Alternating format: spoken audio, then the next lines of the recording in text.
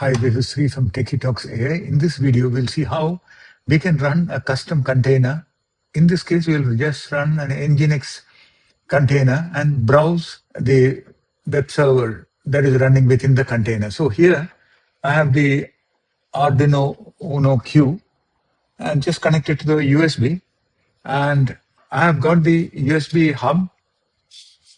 And this hub you need only when you want to use this as a single board computer. So here we have the connection for to use this as a single board computer. And for that, you need a hub, and this hub should have the PD connector for the power. So one of the USB-C connector has to be able to accept power. So that is where I have connected the adapter. But for this demonstration, all you need is Arduino UNO Q that is installed. That is, when you get the board, you need to start the Arduino app lab. So this is Arduino app lab. This app lab can talk to Arduino UNO Q in the network mode. Okay, so it is asking for my Arduino board's password. This password will work only after you have configured the board. Now here, these are some of the default applications that are there in the app lab, but that is not what is interesting to us. What we are going to see is, you can note the IP address that is given here. Okay, so let me take my terminal, and we can SSH into my Arduino UNO Q this way.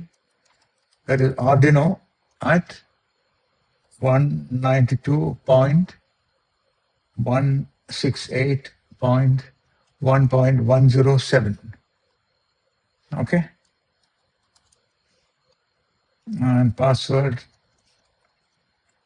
which was configured during the board setup. See, now I am in Arduino UNO Q. Another way is, if you don't know the IP address, you can also access it this way. That is SSH Arduino at the name of the board that you have given when you installed for the first time, .local. So this way also you can get into your Arduino board. So once you are in, this is the computer section, that is Debian section, or the microprocessor section, not the microcontroller section. Okay, so microprocessor section is running Docker images. So if you see Docker PS, it will list the containers that are running. There are no containers running. So what can we do? Docker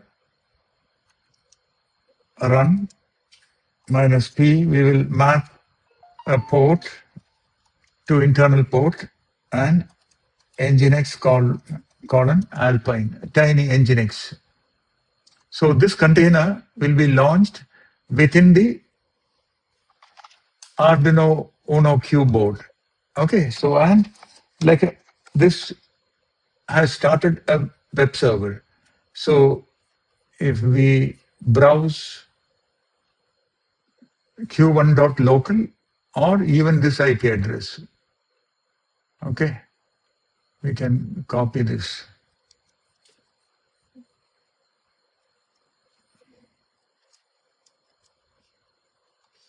See this web server is running within the Arduino.